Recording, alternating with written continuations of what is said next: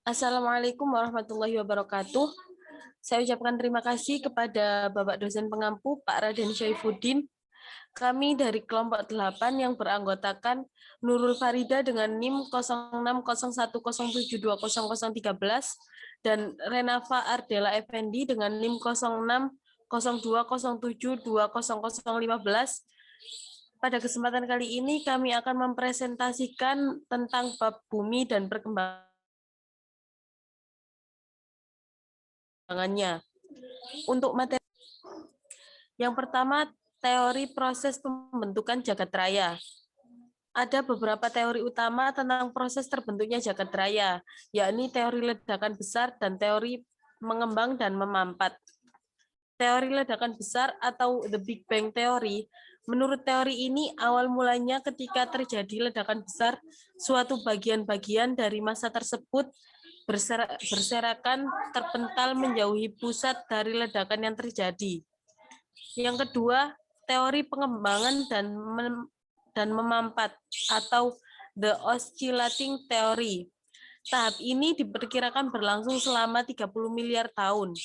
Selanjutnya, galaksi-galaksi dan bintang-bintang yang telah terbentuk kemudian pasti akan redup. Lalu kemudian memampat yang didahului dengan keluarnya pancaran panas yang sangat tinggi. Selanjutnya, galaksi dalam jagat raya. Secara garis besar, menurut morfologinya, galaksi dibagi menjadi 3 tipe, yakni galaksi spiral, galaksi elips, dan galaksi tak beraturan. Pembagian tipe ini berdasarkan bentuk atau penampakan galaksi-galaksi tersebut. Galaksi yang diamati dan dipelajari oleh astronom sejauh ini terdiri dari 75% galaksi spiral, 20% galaksi elips, dan 5% galaksi tak beraturan. Namun bukan berarti galaksi spiral adalah galaksi yang banyak terdapat di alam semesta ini. Next. Selanjutnya mengenai teori pembentukan tata surya. Teori pembentukan tata surya antara lain teori hipotesis nebulakan dan Laplace. Selanjutnya, teori pasang surut, teori penangkapan, teori planetesimal, teori awan debu, dan teori bintang kembar. Selanjutnya akan dipresentasikan oleh Saudari Renafa Ardela Effendi.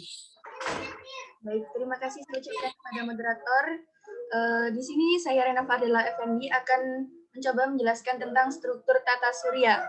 Struktur tata surya terdiri dari 8 struktur. Yang pertama adalah matahari, yang selanjutnya planet, ketiga planet kerdil, keempat komet, kelima asteroid, keenam satelit, dan yang ketujuh meteor dan meteorit.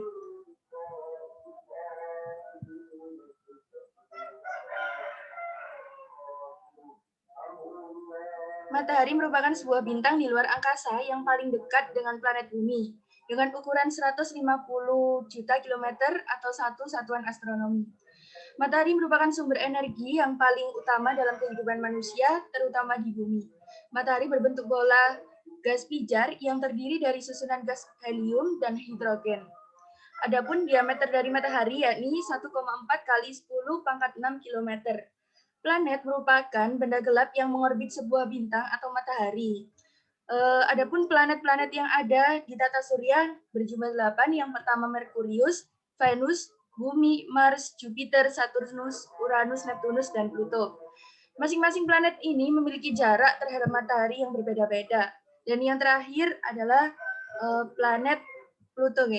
Planet Pluto ini sejak 2006 telah dihapus karena tidak memenuhi persyaratan dari planet. Yang selanjutnya, planet kerdil merupakan kategori terbaru dalam keanggotaan tata surya menurut IAU 2006. Selanjutnya, komet juga disebut sebagai bintang berekor, yakni benda langit yang beredar atau orbitnya lonjong sehingga jaraknya ke matahari yang terkadang sangat jauh, terkadang juga dekat sekali. Wujud komet ini tersusun dari kristal-kristal es yang mudah sekali rapuh sehingga mudah terlepas dari badannya. Selanjutnya, asteroid dinamakan dengan planet minor atau planetoid.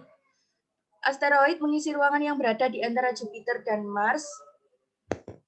Kemudian, satelit merupakan benda langit pengiring planet. Terbentuknya satelit dibedakan menjadi dua bagian. Yang pertama, satelit alam, yakni satelit yang dibentuk dikarenakan peristiwa alam seperti bulan, satelit alami bumi, dan lain-lain.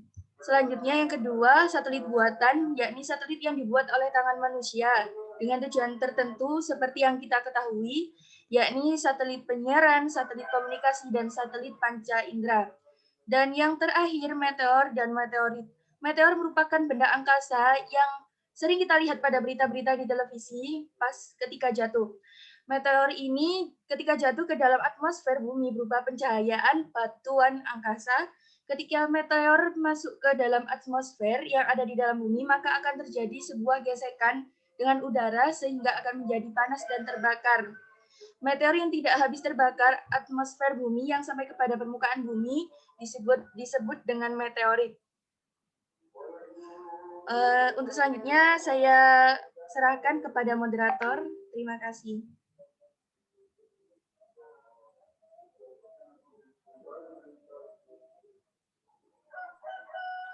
Baik, terima kasih saya sampaikan. Kiranya cukup sekian presentasi yang dapat kami sampaikan. Nanti apabila ada yang ingin ditanyakan bisa lanjut di WA Group. Kurang lebihnya mohon maaf. Wabillahi taufiq wal hidayah. Wassalamualaikum warahmatullahi wabarakatuh.